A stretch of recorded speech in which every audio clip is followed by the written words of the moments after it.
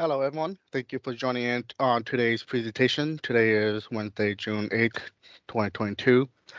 Today, we will be talking about the Wheelock Phase 5 reconstruction projects. My name is Chen Zhang. I am a civil engineer with the City of St. Paul in the Public Works Department. Here's today's agendas for the presentation. We will be going over the project information and background. We will be discussing some of the design elements for the projects, and also talking about the construction, which is the main focus of this presentation, what construction activity will be happening and what will it will be like to live in the construction area.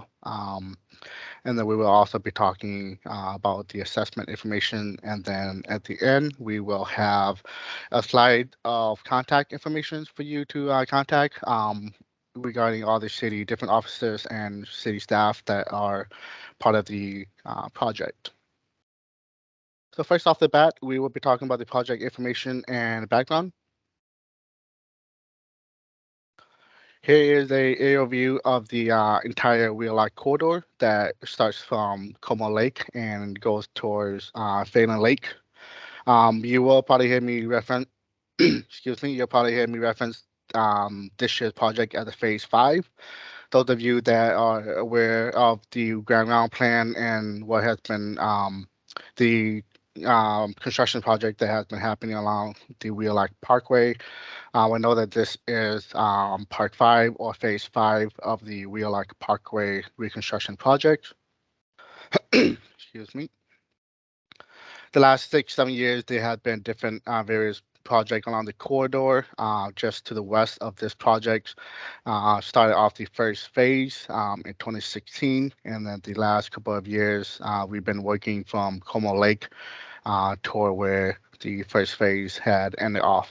And then this year would be the last reconstruction of Wheelock, continuing where phase 1 left off, and finishing the Wheelock corridor as part of the Grand Round plan.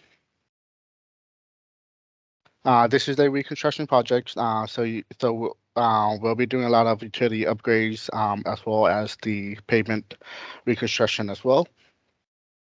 This portion of the Wheelock Parkway was constructed in 1925, so it's been along life cycles, and throughout and since then, throughout time, there have been a lot of utility upgrades and then intermittent pavement resurfacing done as well too.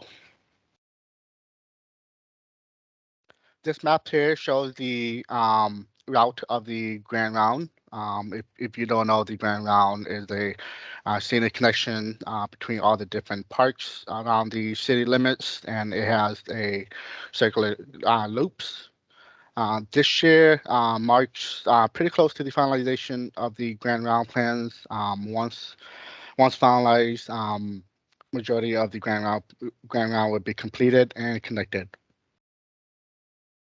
Here's a quick Grand Round vision. The vision of this is a scenic parkway for pedestrian, bicyclists, and motorists that connects the people to the parks, nature, neighborhood, and businesses. Overall, it provides a multimodal parkway that connects the user to the different various part of the city. And this right here is just a quick overview of the planning that was done as part of the Grand Round Plan. More information um, can be taken from the presentation on the project website that was done in last October. But this is just a quick overview of the planning of the Grand Round that has been implemented and reviewed. This planning has been over 100 years in the making, starting in 1872 by H.W. Cleveland. And then in the 2000 and 2010, the city finalized the Grand Round master plans and then also implemented the design plan as well too, which kickstarted a lot of the Grand Round projects in the last 6, 7 years. So this is the area map of the current projects. The project is a little bit less than a half-mile long. It continues from where the city had left off in phase 1. Continues from the old Parkway Drive or just east of Edgerton, and we will stop short of Arcade to the west side. It does include the entire Parkway right away, which is 120 feet wide.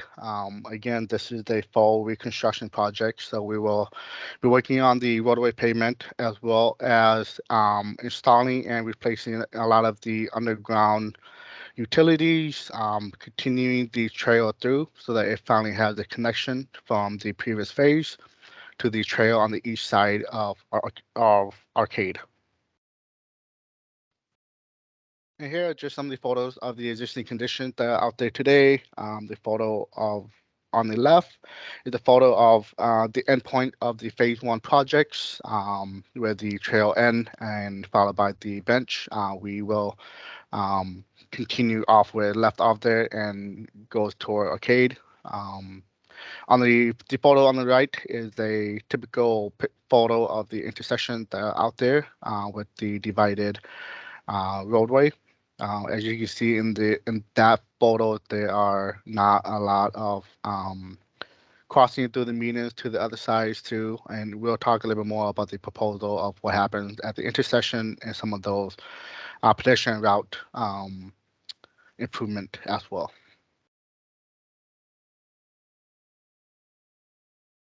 Here is an exhibit of a photo of the cross section of the existing Wheelock Parkway. The cross section is just basically if you were to cut the roadway, look at it from eye level perspective.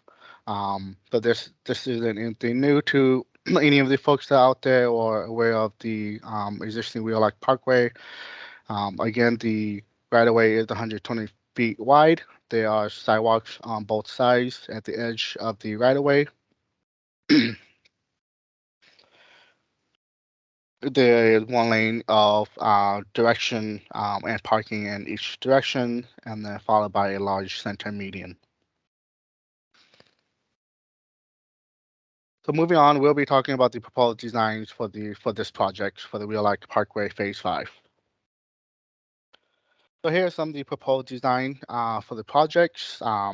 As typical of a reconstruction, there would be new concrete curb and gutters, a new roadway pavement, new and smoother roadway pavement. There'll be the continuation of the off-street path.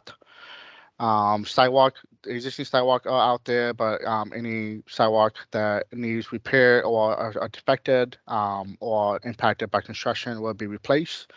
And there will be new sidewalks at all the intersections for crossing as well. All the playground within the construction limit will be reconstructed and upgraded to be ADA compliant. And again, this is the full reconstruction. So we will be working on the public utilities out there. There will be new water mains and new storm sewers work to be done. Right here is an exhibit, but instead of the existing, this is the proposed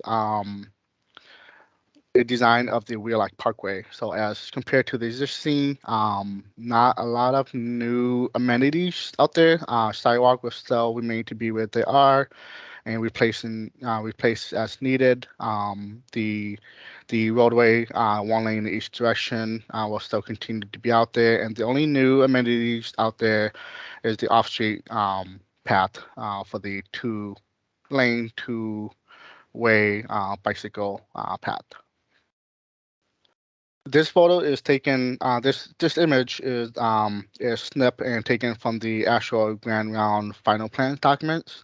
So as you can see, it's a implementation and planning of what this segment of the corridor was to look like, and it has sidewalks on both edge of the side of the right of way of the parkway. It has the through lane on each side, and then the new trail. So if you're comparing this to the proposed, we are maintaining consistent implementation plannings as well too. So both of those are showing very similar design element, just in different perspective views. As part of this project, we will be also introducing different intersection treatment as well on the map. The intersection, the north-south intersection that has a green arrow, those will be proposed and remain to be full access. And by full access, that would be for vehicular traffic volumes. At the intersection of Arlington/Walsh, that intersection treatment will be a raised crossing. It still allow for vehicular traffic with a slight different combination of amenities for the proposed amenity out there. And then you see three intersections with the red dot and X's at Greenbrier, um, Easterly Walsh, and Rita. Those three intersections are proposed to be closed, meaning that and I will elaborate a little bit more on the design further on too, but the intersection would be closed off to vehicular traffic. A couple things to note. Greenbrier Street is a current bike route, specifically a bike boulevard. So there will be a trail. There will be a north-south trail at Greenbrier for bicycle access, but it will not have access for traffic for vehicular traffic. And then on the east end of the project between Wheelock and Arcade, the trail will transition from the center median to the south side of the roadway, and that crossing would be a table crossing. So the median closure, again, the median closure are planned to be at Greenbrier, Walsh, Easterly Walsh, and Wheelock. The median closure will basically extend the center median green space through. This will help increase safety for the Parkway users. And we do understand that it does impact a lot of the motorists in the area as well too.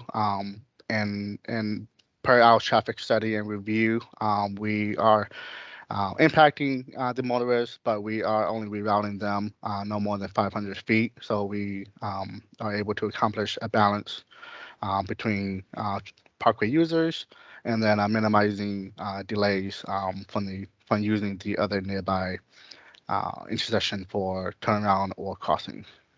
This median closure allow for increase in green space and they're providing a more of a seamless experience for the Parkway users. As proposed, there is a raised crossing at the Arlington Walsh intersection. An example of this is just to the west of Edgerton, the first crossing in the mid block. That is a good example of the raised crossings. Some of the amenities that you might see there is a combination of bituminous pavement for the trail, and then also concrete for the driveway-like ramp. It is a balance between motorist user and then trail user as well too, and it does emphasize the safety and priority of the trail user to be more of a seamless experience as well too. The next topic, we'll be talking about the construction improvement and proposal as part of this project. First off the bat, a lot of the existing conditions out there are probably similar to the photo on the left. There are some old curb type that are along the parkway, and there are also some old type of the storm sewer structures as well too. All of that would be reconstructed and will eventually look like the photo on the right side, where it is a combination of the storm sewers in line with the new concrete curb and gutter that help with the water storage and help with flows going straight into our stormwater collection system.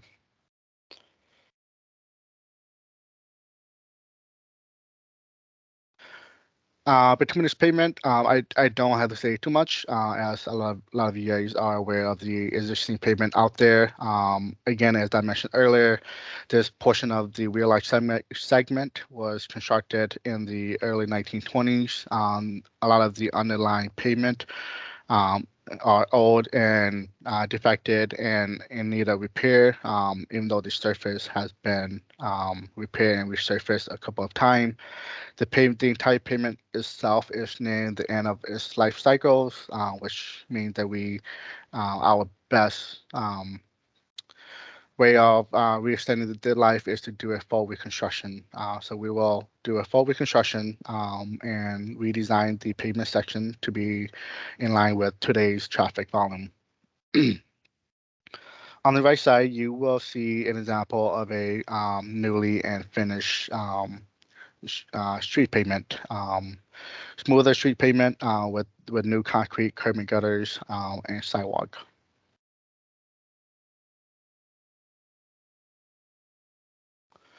These two pictures are examples of newly reconstructed ADA compliance pedestrian ramps. Although you will typically see more of the one on the right side, which are called directional ramps. But you may also see some other ramp that are more like a fan ramp too. So these are just the two different kind of pedestrian ramp that you can see out there post construction. Regarding driveways, if there are any driveways or if you have any driveways that are within the construction limits, they will be reconstructed from the roadway up to the property line. Uh, the new the new driveway will be reconstructed with concrete, regardless of the existing material or any special material there may be. But typically on this segment, there are some concrete and there are some bituminous current driveways. So all of those driveways will be reconstructed with concrete. And then lastly, for construction are the street lighting. So out there right now, and typically at the intersection, you will see a lot of the lighting being placed on the tall wood pole. As part of this project, we will remove those lighting, take down those pole, and reconstruct the corridor with new light standards, as you see on the right, on the right photo. Light standard will be placed along each of the roadway to help better light up the roadway, but also the sidewalk as well. Moving on, we'll be talking about the utilities improvement as part of this project. The first topic of the utility improvement, please know that what usually happen is that the private utilities, typically Excel and maybe other telecommunication companies, usually get on site before the city contractors. So do know that sometimes Excel will be out on site before we do, and they take advantage of this opportunity to be out there and upgrade or install any of the new utilities before the contractors get out there. It's a good opportunity for them because they can do their work, restore temporary, and then our work will commence too. It's also help divide the amount of work that is needed to be out there as there would be a lot of various type of work. So if you do see some of the other private company out there, do know that they are usually in there early on before our city contractors are out there.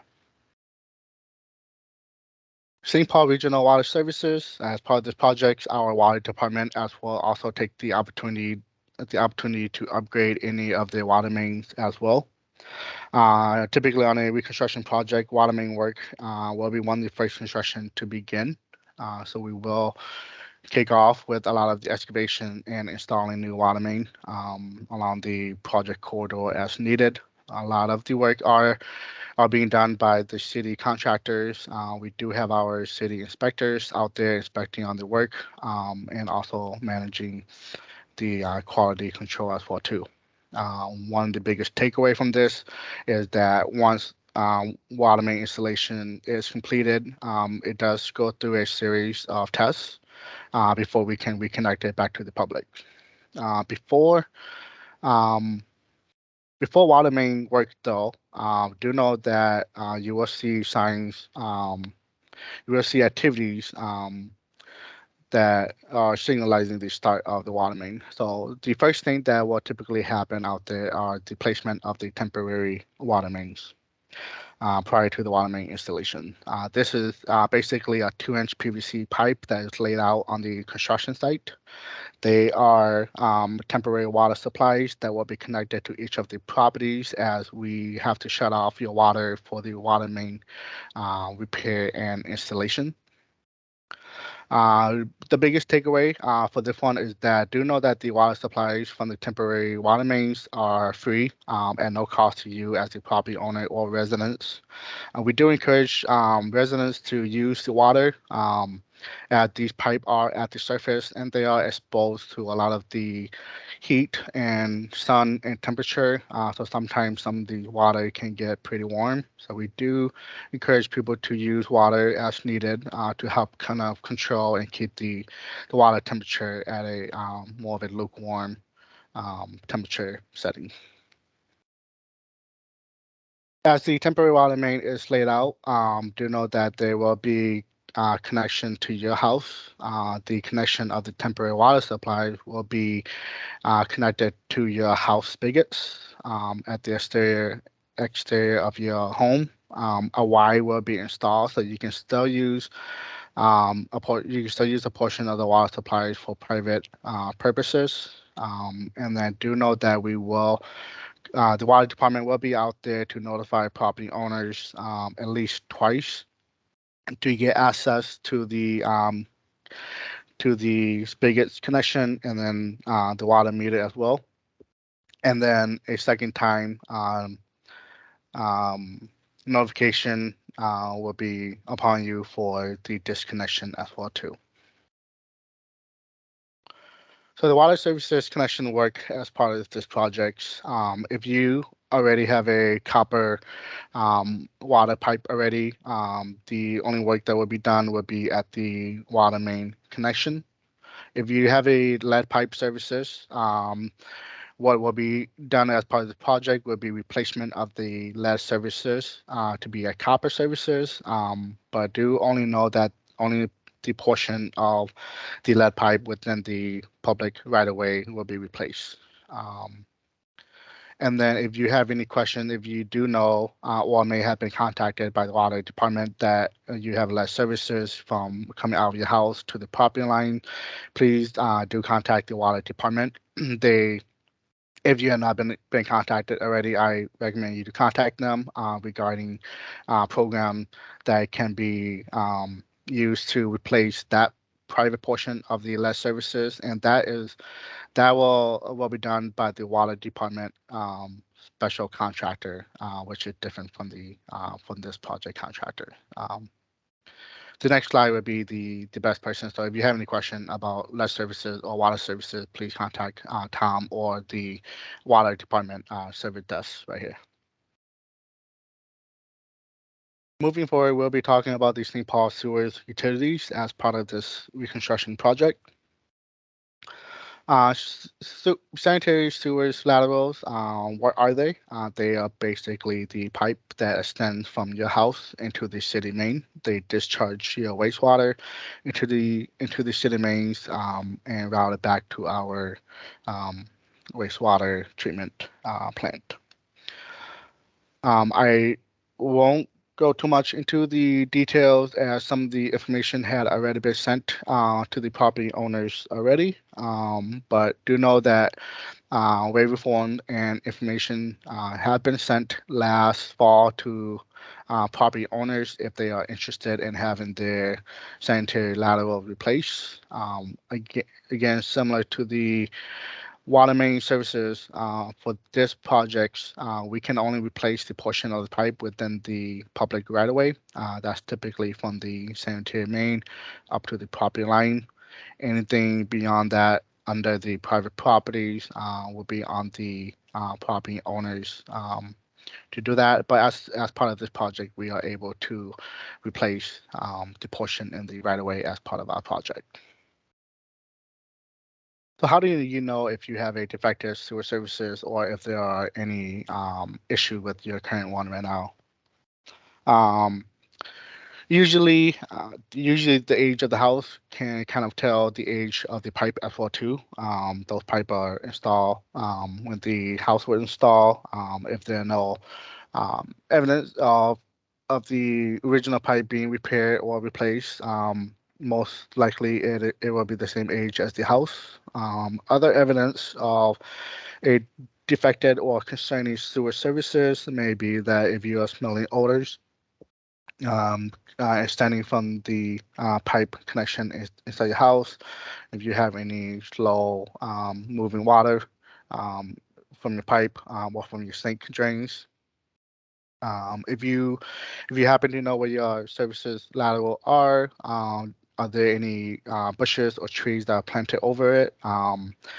Usually, what may happen and can happen are that tree roots can intrude into the pipe, causing leakage as well. Otherwise, if you are still contemplating about these sewer services and if you should have it replaced as part of this project, the biggest takeaway and recommendation that we would provide is for you to hire a contractor to televise the inside of the pipe and the existing condition from your house extending all the way to the main. Here are just some evidence from videotaping the inside of the pipe that can help you make that determination. And the contractor that you hire will also be able to explain what is happening along the lateral pipe as well too. You might see some tree roots intrusion. You may see some bendy or brokerage defected pipe that is allowing water to leak out. You may see some standing pipe or some bending of the pipe as well too. So getting your sewer lateral televised is probably one of the best way for you to inspect what is happening and help make an informed decision if you should have your lateral reconstructed as part of this project or not. What are the benefits for repairing your services with the reconstruction projects or not? The biggest advantage you will have is the reduction of any concerns, mitigate any of the defective problems, and any of the pipe that may not be discharging wastewater properly. And then another biggest main reason is that it's cheaper to do it as part of the city forward construction than to do it afterwards. And there are various funding ways to pay for it too if needed.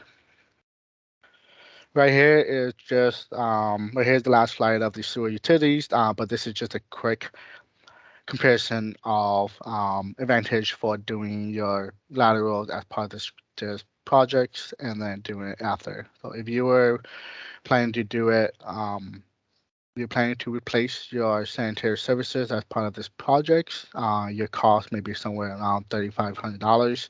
It depends on the actual linear length of your pipe, but it's somewhere around $3,500. You only have to pay for the replacement and installation of the pipe. While we are still working on the roadway, you don't have to repay. You don't have to pay for that restoration. However, if you were to wait until after this construction project, um, and something were to happen and you have to replace your sanitary laterals in the public right away, it can cost anywhere upper $5,000 or more. And a lot of that cost is from the restoration costs of the roadway or curb and sidewalk, depending on what is impacted.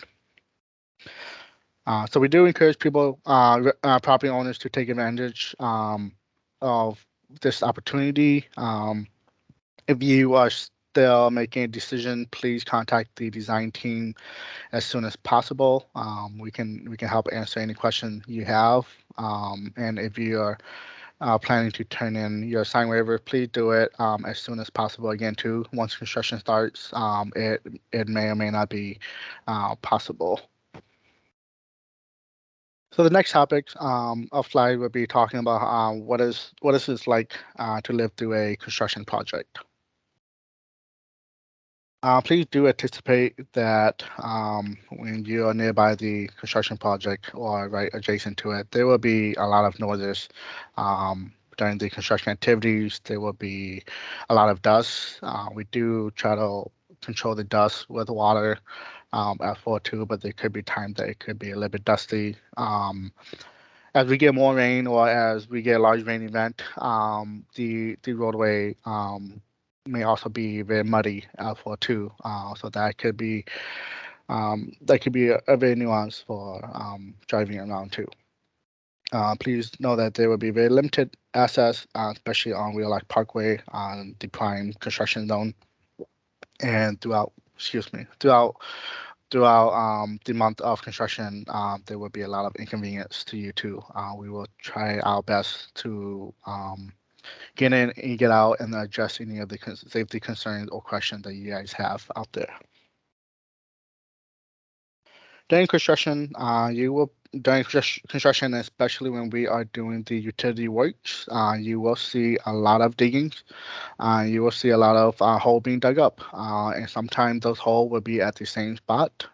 We do require that the contractor backfill the hole at the end of the day, so they may be back the next day digging up the same hole, or at different times, they may be coming back to dig up the same hole for the overlapping utilities too. So please just be aware that there will be a lot of digging and backfilling. A lot of this work are done in very different layers, and there are often multiple crews out there doing different various utility works or roadway work. Um, One of the biggest takeaway I can share with you is please do plan on a couple of months, 4 to 5 months of disruptions. Um, anyway, during the summer to the early fall month, construction activity will continue to happen and wraps up. We do try to maintain access at all time to all the businesses, residents, and emergency vehicle as well too, and that also include the weekly truck haulers as well too. Majority of the properties along this corridor do have alleys. So assume that most of your recycle and trash will be picked up on the alley side. Toward the east side, there are a couple blocks where properties do not have alleys. So we will do our best to maintain the weekly access for the truck haulers. So all the activity, all the construction activity and work are done by the private um, construction contractors. Their name and information will be passed along in a mail letters to you. Our work is very weather dependent. If we have any rain or any large rain event, I do know that that will delay a lot of our work. So we try to keep up with the work as much as possible, and then also be conscious of some of the upcoming rain event as well too. The contractor is will be working on the weekdays from 7 a.m. to 7 p.m. There may be occasional times where they may need to work on the weekends, and there may be occasional exception where they may need to work outside of the 7 to 7 time frame. If that was to happen, we will do our best to notify the public um, of the irregular intermittent work that the contractor has to do outside of those time frame. As part of the project, we do have the project inspectors. They will be on site almost at all time to inspect the contractor work and inspect the construction progress. Their information will be shared at the end of this presentation and will also be in the mail letter as well too. So during construction, if you live right next to the project, you will typically, or if you drive through the project, often you will typically see two type of signs. The first one on the left is the road closed to through traffic. If you are driving, if you are a local driving, you may pass through the signs. Do know that it may not allow you to go through the entire project or that you will eventually come to a road closed signs. So if you see these kind of signs and you are driving to a local destination or nearby, you can pass through these. These signs are typically more to deter through traffic from coming in. And then on the right-hand side, if you see a roll close sign, please do not enter for your safety and for the safety of the construction worker. There will be no outlet and no traffic, no general public traffic allowed through. You may have already received the initial letter for the upcoming projects already. If And that letter should have some contact information already too. Otherwise, you will be notified when the project is anticipated to start, and it will include other city staff and officers' contact information as well too. And during construction, we do communicate a lot with the residents out there with flyers. So our typical standard is to put flyers on your front doors. So if you don't regularly use your front doors, or if your front door does not face the project, we still do try to maintain consistency putting flyers at the front door. So we do ask you to always check your front doors for any flyers. Some of the flyers may um, different flyers may include notification for water main connections or starting or driveway construction too. And again, we will have our project inspector out there on site. If you have any question or concern or complaint or inquiries, please do call them first. They're generally the most informed person out there as they know what is going on, and they'll be able to best help you. If they don't know the answer, they will forward your inquiry and question to the project team. And for this project, we do have a website. You can click on this link or type in this link right here. It will take you to the Wheelock Phase 5 Reconstruction website.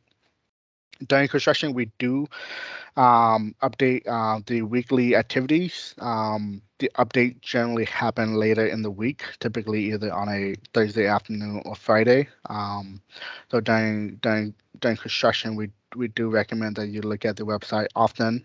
We will state what had happened during the week off and what is anticipated for the following week.